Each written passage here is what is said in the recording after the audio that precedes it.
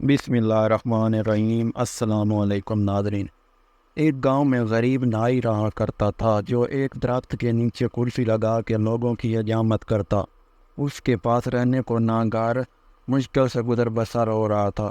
صرف ایک چادر اور ایک تکیہ تھا، نہ بیوی تھی نہ بچے تھے۔ اس کی ملکیت تھی، جب رات ہوتی تو وہ ایک بند سکول کے باہر چادر بچھاتا، تکیہ رکھتا اور سو جاتا۔ ایک دن صبح کے وقت گاؤں میں سیلاب آ گیا۔ اس کی آنکھ کھلی تو ہر طرف شور و غول تھا۔ وہ اٹھا اور سکول کے ساتھ بنی ٹینکی پر چڑھ گیا۔ چادر بچھائی، دیوار کے ساتھ تکیہ لگایا اور لیٹ کر لوگوں کو دیکھنے لگا۔ لوگ اپنا سامان، گھر کی قیمتی اشیاء لے کر بھاگ رہے تھے۔ کوئی نکلی لے کر بھاگ رہا ہے، کوئی زیور، کوئی بکریاں تو کوئی کچھ قیمتی اشیاء لے کر بھاگ رہا ہے۔ اسی دوران ایک شخص بھاگتا آ رہا تھا۔ اس نے سونے کے زیور، پیسے اور کپڑے اٹھا رکھے تھے۔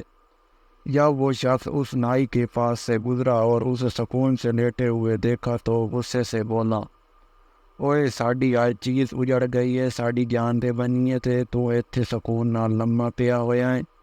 یہ سن کر نائی بولا، لالے اج ہی تے غربت دی چس آئی ہے۔ جب میں نے یہ کہانی سنی تو ہنس پڑا، مگر پھر ایک خیال آیا کہ شاید روز محشر کا منظر بھی کچھ ایسا ہی ہوگا، جب تمام انسانوں سے حساب لیا جائے گا۔ ایک طرف غریبوں کا حساب ہو رہا ہوگا، 2 وقت کی روٹی، کپڑا، حقوق اللہ اور حقوق العباد۔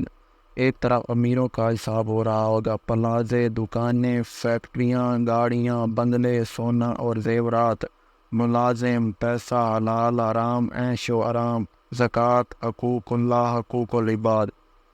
اتنی چیزوں کا حساب کتاب دیتے ہوئے پسینے سے شرابور اور خوف سے تھر تھر کانپ رہے ہوں گے۔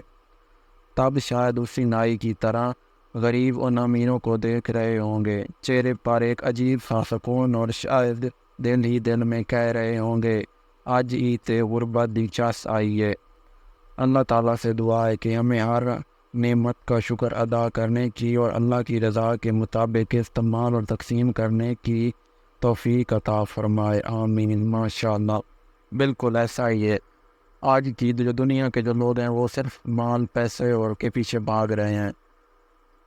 قیامت کے دن ان سب کا حساب بہت سخت ہوگا۔ اللہ تعالی ہم کو اچھے اعمال کرنے کی توفیق عطا فرمائے، آمین۔ اگر ویڈیو اچھی لگی ہو تو ویڈیو کو لائک کریں، چینل کو سبسکرائب کر دیں۔ ملتے ہیں نیکسٹ ویڈیو میں، تب تک کے لیے اللہ حافظ۔